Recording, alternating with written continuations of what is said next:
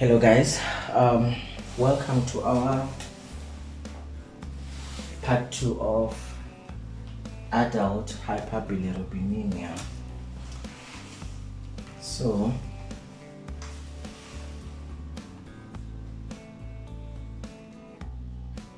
adult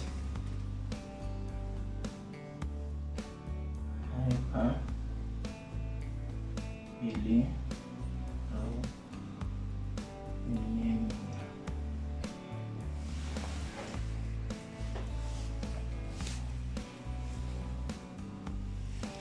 This is adult hyperbilirubinemia. So this patient comes to us. They present with jaundice, right? And we are like, okay, this patient is having hyperbilirubinemia. We take the history, physical examination, blah blah blah blah blah blah. Then we do the investigations. And let's say we are not sure what is happening with the patient. All we know is that the patient's got hyperbilirubinemia because they present with jaundice. When you do your blood, yes, you are gonna do your blood depending on the history and what you find clinically when you examine the patient. But you are gonna do your LFTs. You'll do your AST, you'll do your ALT, you'll do your GGT. But what I want to get to at this point is make sure that you tick TSB. If you don't tick TSB on that blood laboratory platform, they will not do it. So you tick TSB. TSB is total serum bilirubin. Total serum bilirubin.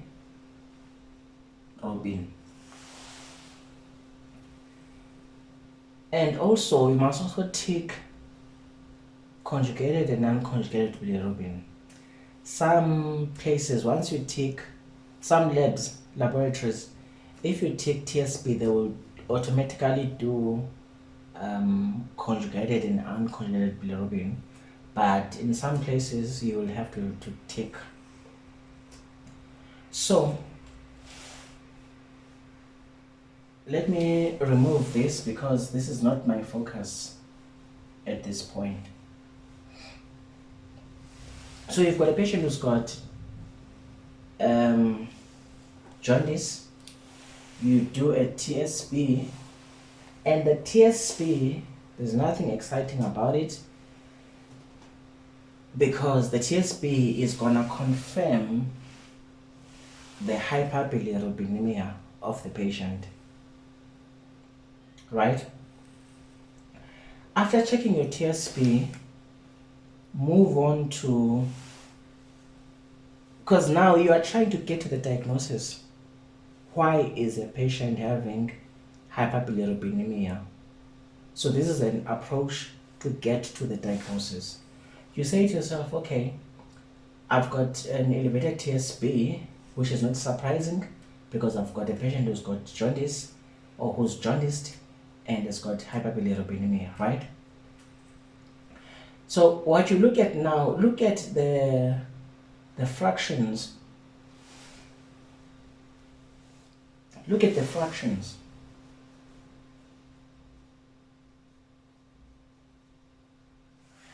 Look at the two types of bilirubinemia in terms of the unconjugated and the conjugated. If you look at the unconjugated,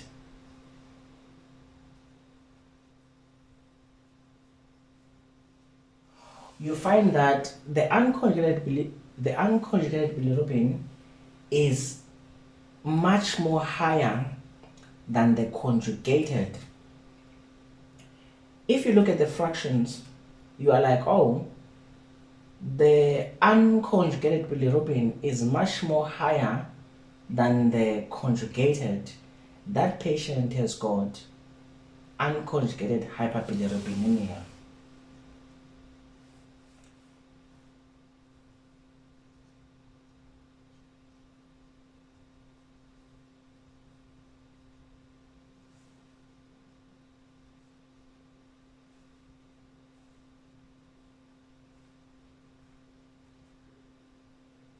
Right? Clinically, when you look at the patient who's got jaundice, you can't tell whether they've got unconjugated hyperbilirubinemia or conjugated hyperbilirubinemia. You are gonna get to know that when you look at the TSB and you look at the fractions, the two fractions, which one is much more higher than the other, right?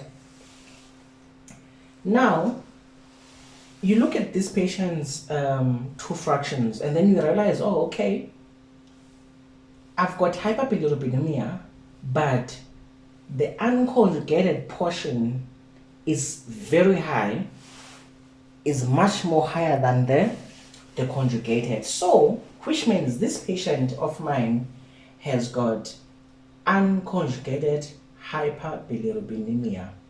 Now, what are the causes of unconjugated hyperbilirubinemia? That's how you look at it. Or you can look at the two fractions and compare them, and then you find that, no man, I've got a patient who's got hyperbilirubinemia, but the conjugated bilirubin is much more higher than the unconjugated, which means that patient has got conjugated hyperbilirubinemia, right? So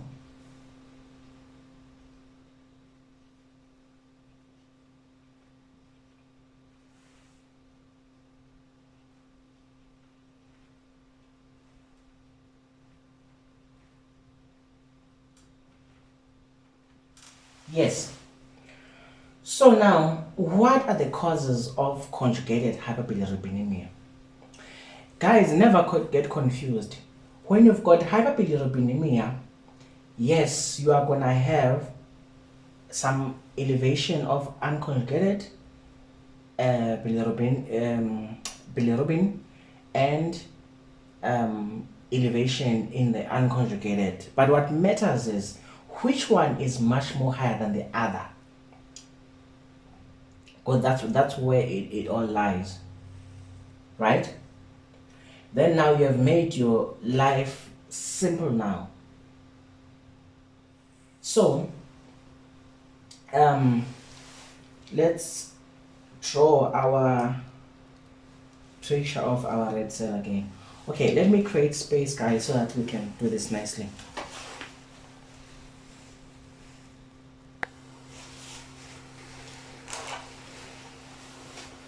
Okay, guys, so we said that we have a red cell that breaks down, and eventually we get to unconjugated bilirubin. Unconjugated bilirubin. And that unconjugated bilirubin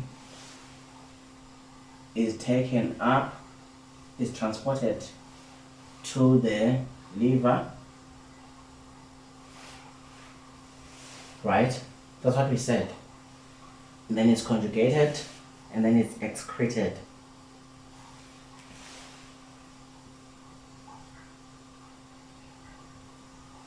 Right? That's our biliary tree. Now, We said, what are the causes of unconjugated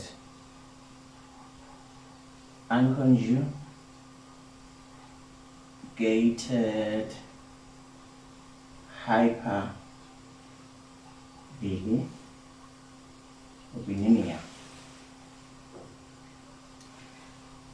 Hyperbilirubinemia.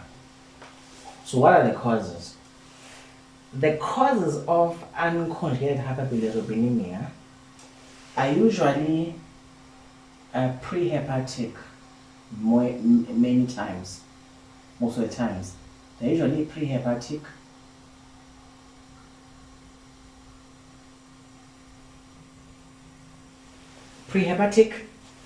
and some intrahepatic.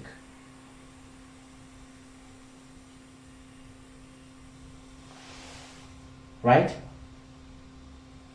When we say prehepatic, okay, the first common cause, obviously, if you have got a lot of bilirubin that has not been conjugated and you develop hyperbilirubinemia because of the unconjugated bilirubin, it could be that you are hemolyzing your red cells at a very high rate as you are supposed to. So it's going to be things like hemolysis. There are so many different types of hemolysis. If you want to classify them, you can have inherited causes and acquired causes. I don't want to get into the details. What I want, guys, here is for you to get an idea. Obviously, we are not specialists, so we're not gonna get into the details, like deep details of these things. But when you talk about inherited causes of hemolysis, you can look at the red cell itself and be like, oh, okay, this is the red cell.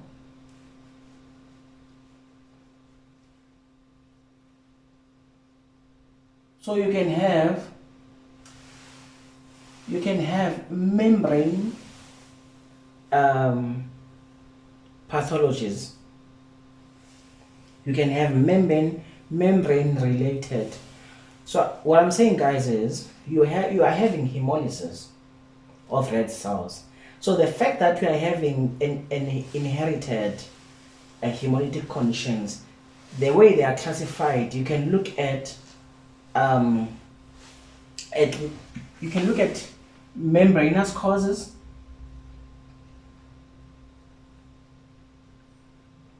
membranes of the red cell. So it could be that you are having hemolysis because you've got problems with your membrane development. So you can have membrane causes, you can have HB causes, what they call hemoglobinopathies, or you can have some other enzymes that are in the red cells that are causing hemolysis. Then you can have acquired causes like malaria and other things. What I want you guys here is just to develop a clinical reasoning as you see a jaundice patient, and by the time you get there, already you would have involved as a specialist and all of that. Okay, so that's hemolysis. So, or you can have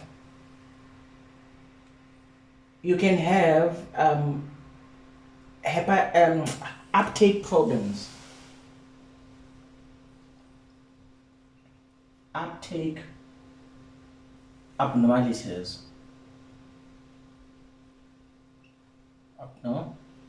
Abnormalities. What do I mean by that? Remember,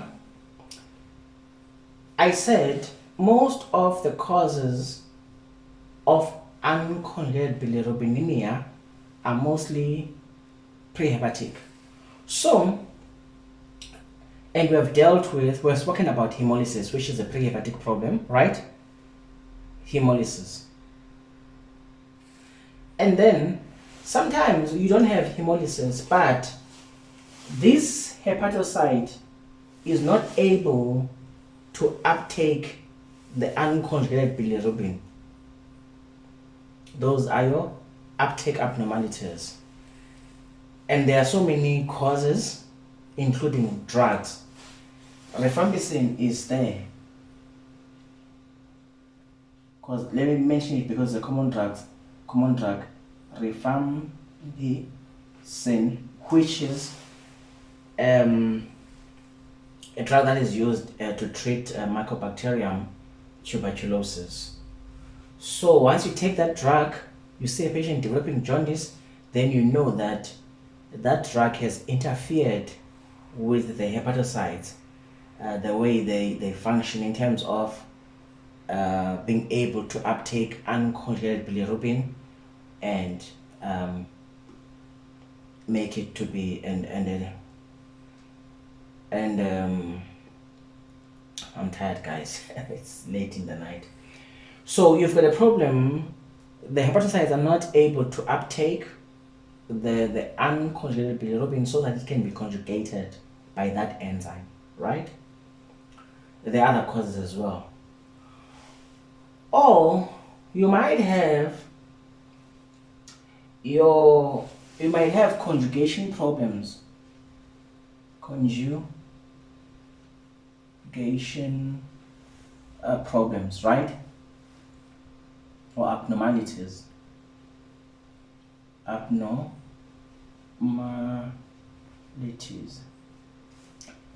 So remember, in order for unconjugated bilirubin to be conjugated, the hepatocytes must uptake it first, and then the enzyme, the UGT1A1 enzyme, has got to conjugate that unconjugated bilirubin, right? So there has been conditions whereby the enzyme is not there or is not working efficiently, and the condition, it's things like your Kriegler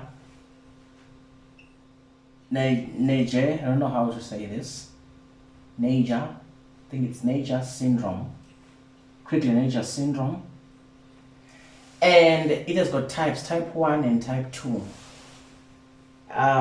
So type 1 is the severe one. The enzyme is almost not existent because there's genetic mutations, all those things. Type 2, the enzyme is there, but it's not efficient, it's not fully developed. So type 1 is a more severe one. And then you also have things like, there are so many of them, things like Gilbert syndrome,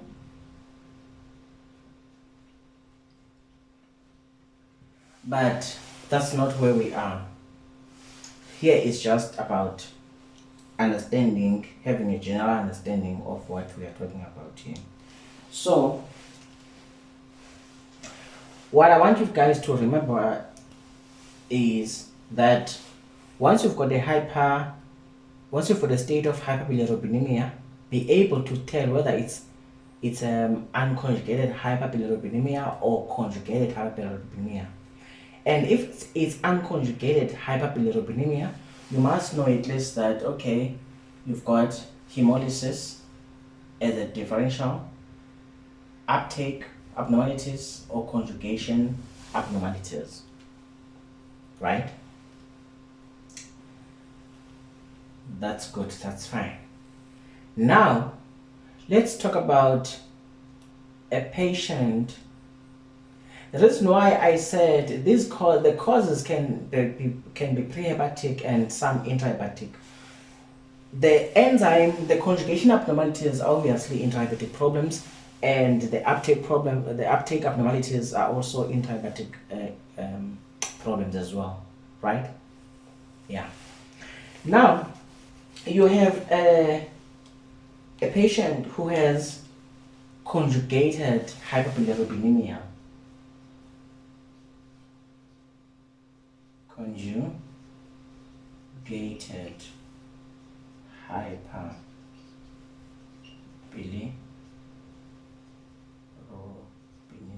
So guys, when we continue with our neonatal hyperbilirubinemia, you're gonna appreciate the difference easily. That's why I thought to myself, okay, let me stop with the series on neonatal hyperbilirubinemia and start this adult, so that when you move there, we have a good understanding.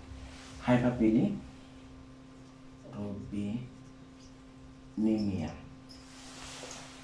So what are the causes of conjugated hyperbilirubinemia?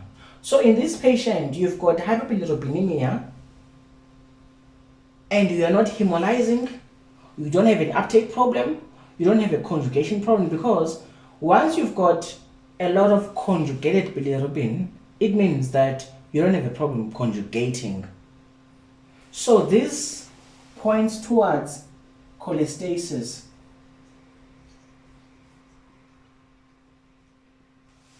Or obstruction. So it means somewhere your bilirubin is, your conjugated bilirubin is obstructed. It's not allowed to flow freely. And this obstruction usually happens, let me put it this way. The obstruction or the cholestasis can either be intrahepatic or it can be post-hepatic, right? So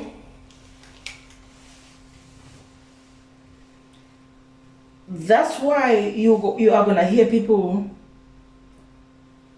refer to post-hepatic, to conjugated hyperbilirubinemia as post-hepatic jaundice or whatever. It's because of that. So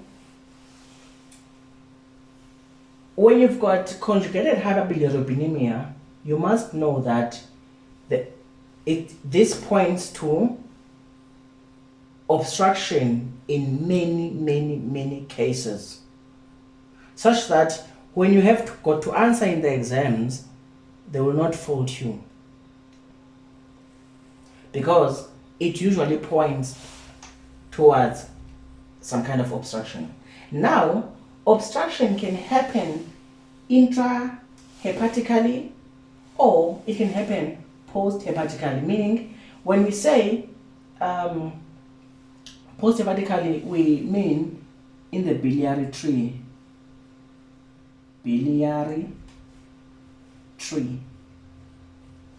Right? When a patient has got jaundice, they've got hyperbilirubinemia, and with their jaundice, they are giving you a picture of obstructive jaundice that is usually called surgical jaundice. So, obstructive jaundice is called surgical jaundice, another term for it. Surgical jaundice. The reason why post-hepatic jaundice or the reason why it's called surgical jaundice is because usually the treatment requires surgical intervention. That's why you are going to refer these kind of patients to the surgeons. You don't want to be that person who refer surgical jaundice to internal medicine or vice versa. Medical jaundice. This is medical jaundice. When you've got jaundice, because of unconjugated hyperbilirubinemia, that's medical jaundice. So there's no obstruction there, you don't need a surgeon's intervention. So that patient is going to be treated by internal medicine, and they might refer to the hematologist as well, depending, right? But you don't want to keep a patient in the ward who's got obstructive jaundice and think that you're going to manage them as if they've got medical jaundice. That's why it's important to know how to differentiate these, right? Now, biliary tree disorders, there's so many of them. There's so many: cholelithiasis, gallstones, extrinsic, intrinsic causes, your tumors, head of the pancreas tumors, and your, what's this tumors? Is it Klatskin's? Can't remember now the word. But yeah, something like that. So it's your biliary tree tumors. So that's that. So when you've got a patient like this, your further investigations, when you have confirmed that the patient's got surgical jaundice, your further investigations is gonna be imaging. Remember, I've once said this, that one of the things that will kill a patient who's got obstructive jaundice is acute cholangitis. So when you see them, make sure that they don't have acute cholangitis. So imaging, ultrasound is going to be your first, and then depending, MRI, CT scan is usual number 2, and MRI. And then they can even decide to do what they call, is it ECRP? I hope I say it right. I've been away from surgery for a very long time. Yeah, I think it's ECRP. So depending on what they find on the ultrasound and all of that. But basically that's that. And then also, if you've got intrahepatic obstruction, you wanna see where the obstruction is, because you might have a tumor inside the liver, and yeah. So basically, that's what I want you guys to appreciate. Now we can go on and talk about the cause. There are so many causes, but this is a general principle that I want you to. This is general, like basic foundation that I want you guys to sort of like get and understand. So in an adult, these are the causes of hyperbilirubinemia. So we're gonna go now and talk about. We're gonna continue with our neonatal hyperbilirubinemia. Then so we can appreciate the differences. Yeah, guys. Thanks for watching. Please subscribe, share, like.